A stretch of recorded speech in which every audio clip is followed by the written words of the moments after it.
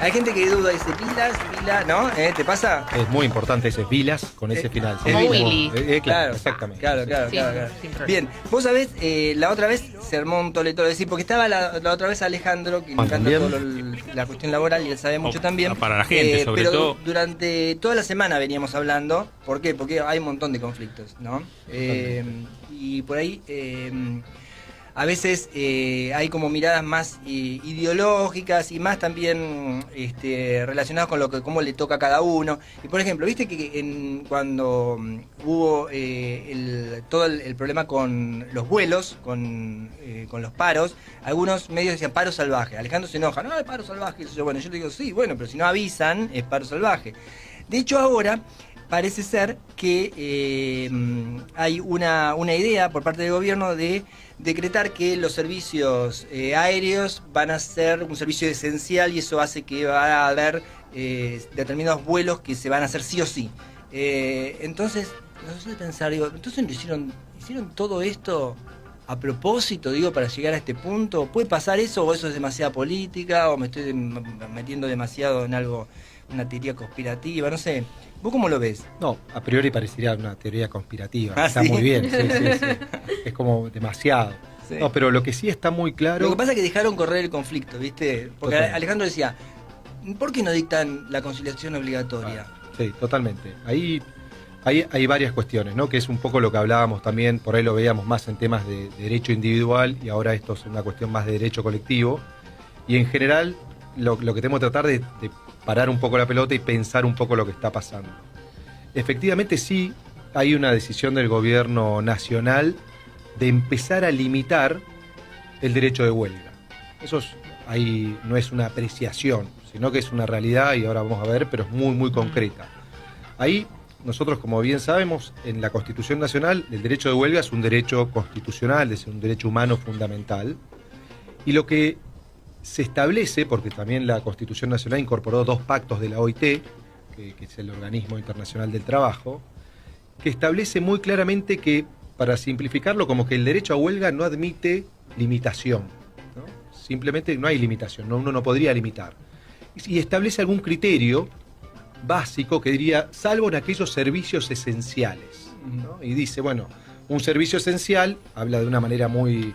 es aquel servicio que la interrupción de ese servicio puede atentar contra la vida, contra la salud o la seguridad de los habitantes. La policía, Exactamente. médicos. O sea que Médicos. educación tampoco, entonces. Exactamente. Entonces, a priori pareciera, porque cuando nosotros depende cómo nos paramos, es los médicos, las fuerzas de seguridad, todo el tema sanitario, médicos, enfermeros, sanitario hospitalario, Claro. y todo lo que tiene que ver con producción y distribución de la energía, gas, agua, esos son gas, agua, electricidad, que tiene que ver con que podría afectar la vida de la gente. Eso es lo que hoy para la Argentina estaba contemplado como servicios esenciales.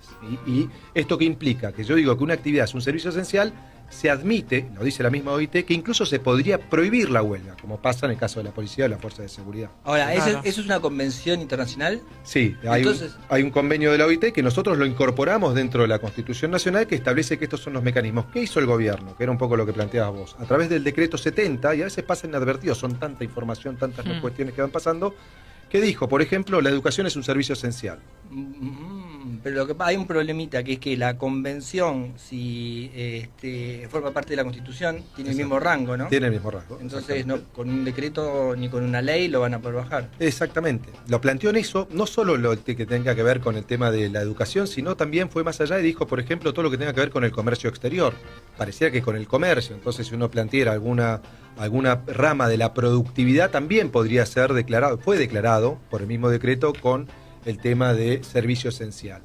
Uno puede dar la discusión, cuáles son aquellas actividades que los podría generar dentro de esenciales, pero no al solo efecto, que es lo que parece que pasó acá, de limitar el derecho de huelga. Está planteado así, básicamente. Claro. Entonces, hay como una cuestión del gobierno de empezar a limitarlo. Vos me lo planteabas recién, ¿es inconstitucional? Sí, a priori parecía que sí. Pero la verdad es que lo que se intenta hacer con esto es desincentivar esta cuestión de la huelga. Porque por un lado veíamos, lo hablábamos en programas anteriores, el tema del despido por un bloqueo de un establecimiento, que se puso como una causal específica. Este tema que estamos hablando, decir que son servicios esenciales, tales y tales, que no lo son. El trabajador tiene que ir después, tiene miedo que lo despidan, porque se hace una actividad gremial. Después tiene que pedir la inconstitucionalidad, digamos, y tiene que haber un juez que determine la inconstitucionalidad. Y después eventualmente tiene que ir ante la OIT para establecer. Entonces, es como que todo el mecanismo, mientras tanto, es muy, muy complejo, ¿no? Yo ya me cansé mientras te escuchaba, ya directamente Son muchísimos años. Son muchísimos años, no sabría ni cómo encarar esta situación. Bueno, tendría que tener obviamente, recurrir al abogado, obviamente, pero igual es una escala bastante grande para cualquier trabajador pensar en llegar hasta la OIT o hacer una demanda internacional por inconstitucionalidad. Ellos están preocupados particularmente por los bloqueos. ¿Cuál es la posta con el bloqueo? Es decir, porque por ejemplo, si te ponen una olla popular en la puerta de la fábrica y no te dejan salir los camiones, es un bloqueo y hay algunas trampas que se pueden hacer, y que yo te pregunto como en la práctica, ¿viste? Por ejemplo, cuando en el paro aeronáutico, ¿viste? Que decían no es paro, sino que son asambleas. Entonces, te hacían la asamblea, pero en realidad no podían salir los aviones, lo mismo, es decir. Entonces, hay de esas cosas, esas trampitas, ¿no? En la realidad, ¿ocurre eso? ¿Y cómo se evalúa eso? Ahí cuando hablábamos del tema aeronáutico, uno de los temas también, por ejemplo, para diferenciar bien, que a mí me parece muy bueno el ejemplo, es el tema del control del tráfico aéreo. Control de tráfico aéreo sí es un servicio esencial. Sí, se estrolan dos aviones, básicamente es una complicación. Bueno, claro. Pero no así el tema de lo que está pasando hoy con la aerolínea, con lo que tiene que ver con lo comercial. Pero ese es un muy buen ejemplo para determinar qué es un servicio esencial y qué no, y por qué, por la afectación o no de tal cosa. Seguridad. A la seguridad. Claro. Que ese debería ser el parámetro que nosotros siempre tenemos que tener en cuenta al efecto de establecer si es esencial o no. Ahora, después, lo que vos me planteabas, Daniel, tiene que ver con cuál es el límite a la huelga. La huelga es una medida de acción directa, ¿sí?, hecha por los trabajadores, que está en cabeza de la entidad gremial. O sea, tiene que haber un gremio que determina, vamos a la huelga, y los trabajadores hacen ese planteo, que no es solo el hecho de no trabajar. Admite no trabajar, admite las asambleas, admite un bloqueo. El límite es la violencia. La violencia y la toma de un establecimiento, pero como si nosotros planteáramos, por ejemplo, esto, que tenemos un grupo de trabajadores que se puso en la puerta de una empresa y impide la salida de los camiones, por ejemplo, y si son trabajadores, es una medida válida, ¿no? Lo que no puede hacer es una cuestión violencia y de mucha violencia y coercitiva con los otros trabajadores, romper las máquinas, evitar romper el camión. Esas son parte de la discusión.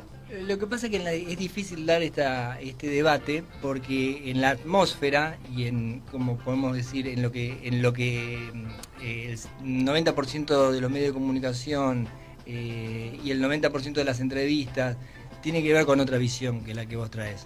100%, y tiene que ver con estos climas de época también que estábamos hablando, pero digamos, y aparte es como nosotros como usuarios, ¿no? Yo también, vamos a decir la verdad, si yo me quiero ir de viaje y voy a cualquier aerolínea, si automáticamente le veo que está de paro, lo primero que hago es decir, pero a empezar a putear. Obvio. Y te pones de otro lugar, o cuando vos tenés un paro docente, automáticamente como usuario o consumidor decís, bueno, justo hoy yo no puedo trabajar porque tengo los chicos en casa. Pero cuando uno se traslada de ese lugar y se pone en el lugar del trabajador, pensemos que es la única herramienta y mecanismo que tiene para hacer un reclamo. Cuando tiene un problema de una condición laboral, porque por ahí no le pagan lo que le tienen que pagar, los salarios son bajos, es la única herramienta. Entonces, ahí la protección sobre este tema, no solo en la Argentina, sino a nivel internacional, es muy amplia lo que puede hacer.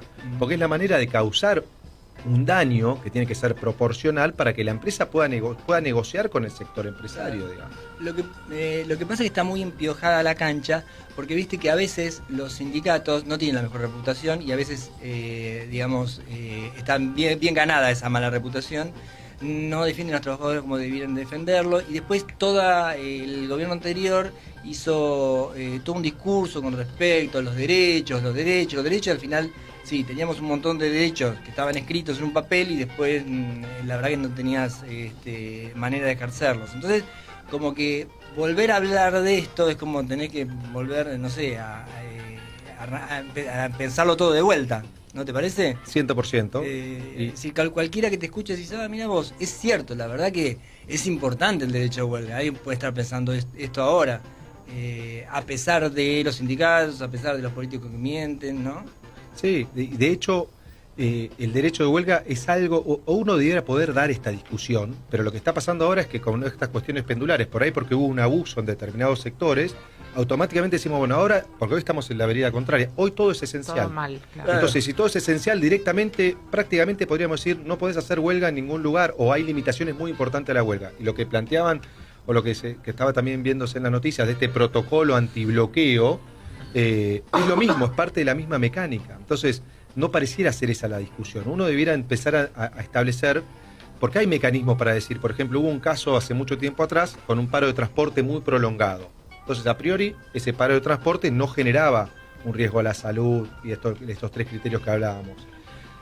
Pero, sin embargo, cuando el periodo de la cuestión gremial es muy, muy larga, ahí sí dice, bueno, pará, acá sí ya empieza a haber afectación a la salud, a la vida, y se puede determinar que se termine con la huelga, pero tiene que haber criterios objetivos.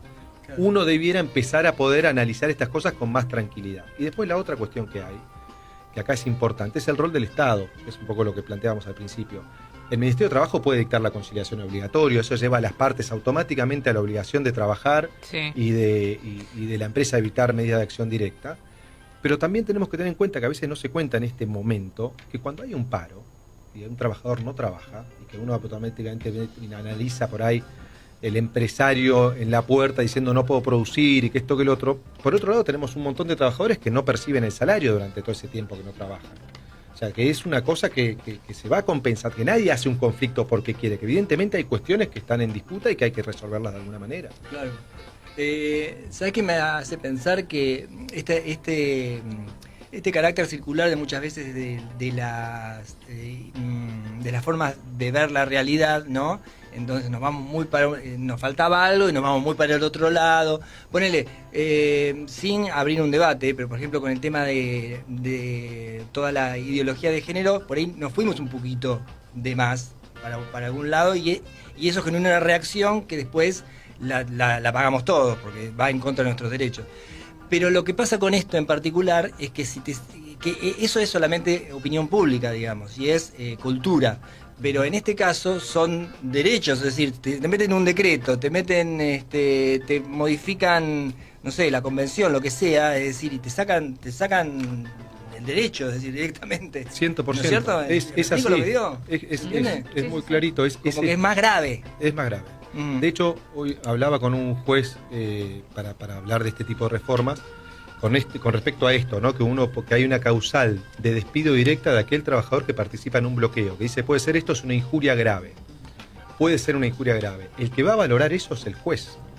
Ahora, yo le preguntaba, ¿hay manera de establecer o de verificar realmente que el de participar en una huelga o en un bloqueo, eso implica una injuria grave? Yo a priori entiendo que no. Si está una medida de fuerza dictada por un sindicato y un trabajador está haciendo esto, no es una injuria grave. Entonces, claro. Lo primero que podría pasar ante alguien que despida a un trabajador de esto, algún juez podría decir, no, esto es inconstitucional o no hubo injuria grave. Y aparte volvemos a lo del principio, pensar que si, para reclamar algo que vos consideras que es justo, porque te están, no sé, pagando por debajo de lo que corresponde, tenés que pensar en todo lo que el proceso, no sé, de un abogado, de llegar a lo que decías. Además, injuria grave sería como una causal objetiva, es decir, se determina injuria grave y ya estás despedido sin indemnización.